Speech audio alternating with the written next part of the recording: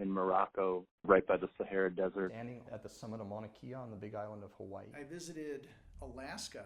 They'd gotten a grant to bring scientists in. I woke up one night and walked out, and It's 70 below. my first thought was that it was snowing. Literally every direction you look, even down a little bit below the horizon line, there are stars. I've never seen anything quite like that, and I really haven't ever seen anything quite like that sense. The words do not do justice to what that experience is like. 80% of the planet lives under a sky that is so flooded with man-made light that, as far as they can see, the Milky Way has disappeared. It has kind of severed our connection to the night sky, which has been this thing that has inspired people for many thousands of years. It's always been part of us, and now we're erasing it.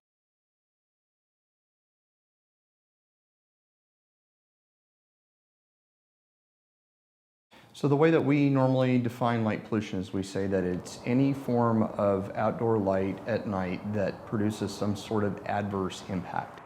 In the 19th century, after the invention of the light bulb, the stars began to recede into the light of cities. As cities get bigger, they also get brighter. Our economy really took off. That's when our cities started to brighten up very rapidly. The Mount Lemmon Sky Center is the astronomy arm of University of Arizona. They hold public viewing sessions and host astronomers and observers at the site. It sits up above 9,000 feet, so we get above things that would limit our seeing, above light pollution, above dust. This is Carson Pools. Originally from Texarkana in East Texas, he's an observer at the Mount Lemmon Survey. He says that the Mount Lemmon observers have discovered 15,000 near-Earth asteroids, but visibility to the stars is a critical part of these observations. It kind of washes out any really dim asteroids. Our fear is always that we'll miss something because it's lost in the background haze of photons from lights down in the valley. 9,000 feet above Tucson, light pollution doesn't yet affect their observations, but they stay on high alert for the day that it might. For work, certainly, I would hate to miss important object, something that's scientifically interesting, or, even worse would be a small impactor just because it's washed out due to light pollution.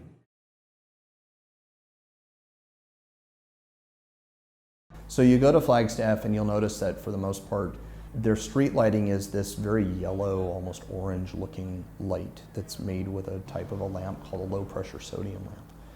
And the reason that they do that is rather than emitting all of the colors uniformly like a white light, those lamps emit in just a little narrow part of the spectrum. These lights emit a blue wavelength that tricks the brain into thinking that it's daytime. Research suggests that blue light disrupts the brain's circadian rhythm, which can impact long-term health and cause behavioral problems. If you talk to people in Flagstaff, they understand why the streetlights are yellow and not some other color, but they don't have to do a lot of enforcement because people just already kind of get it.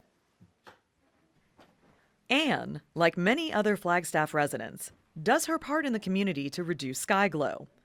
Sky glow is the buildup of artificial light in a specific area, and Anne has been known to hand out dark sky-approved lights to her neighbors to encourage awareness.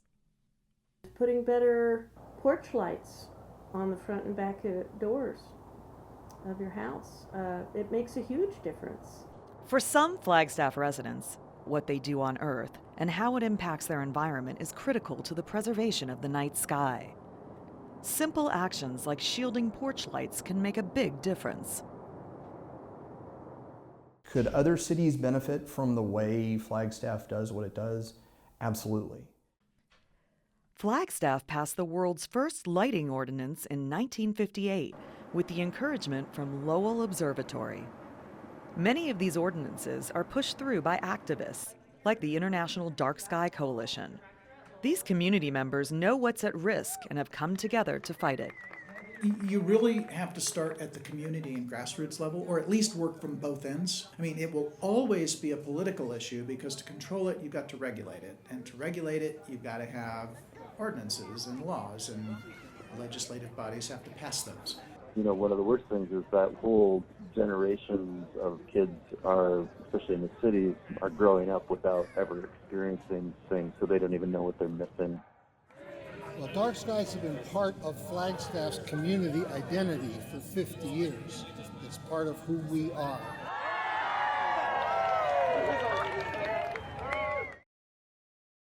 We are stardust that somehow went from a ridiculous hydrogen atom to this collection of atoms that can ponder its own origin.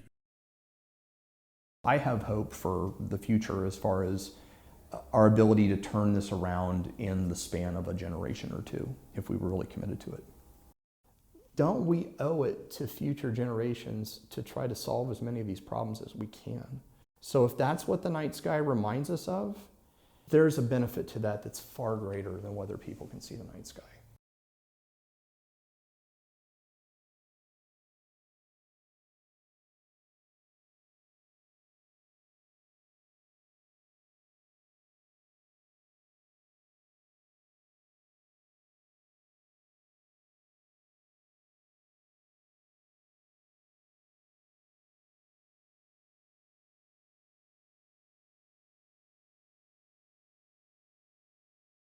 Sometimes you hear people say it makes you feel so insignificant. I don't think it does make you feel insignificant.